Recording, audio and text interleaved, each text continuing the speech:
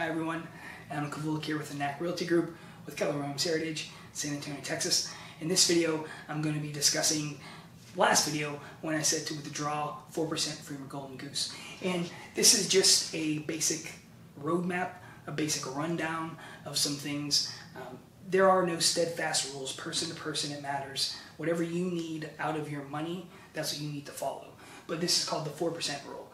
And this really applies to people who follow the Dave Ramsey plan, investing in mutual funds, investing in the stock market. And most people invest that way, 401ks, IRAs. So if you have your funds, and on average, in the stock market, on average, the stock market will grow 11% every year. And that's over 150-year period since the late 1800s. Think of all the ups and downs that we've had since the late 1800s.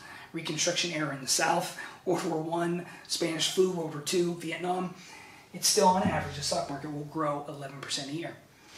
You're going to withdraw from your Golden Goose, take away that 4%, okay? So then that growth potential is lessened a little bit. You also have to account for inflation.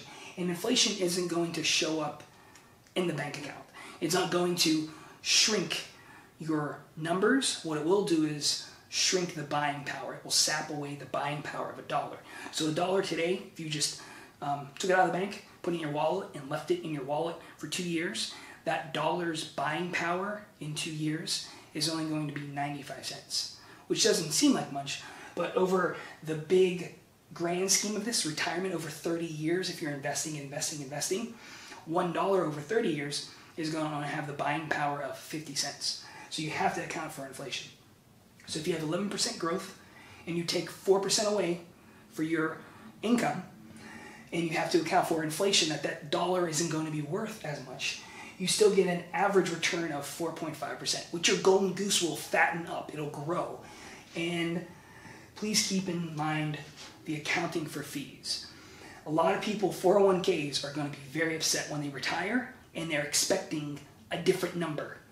They are not going to be happy when they see what fees they have to pay. John Oliver did a great report on that in his mutual fund investing. I think it's John Oliver. Look up John Oliver and mutual funds. It's really great, really eye-opening. And again, check for the account fees. That's just the rundown of why to draw 4%. And last week I talked about the Golden Goose. My Golden Goose was $3 million.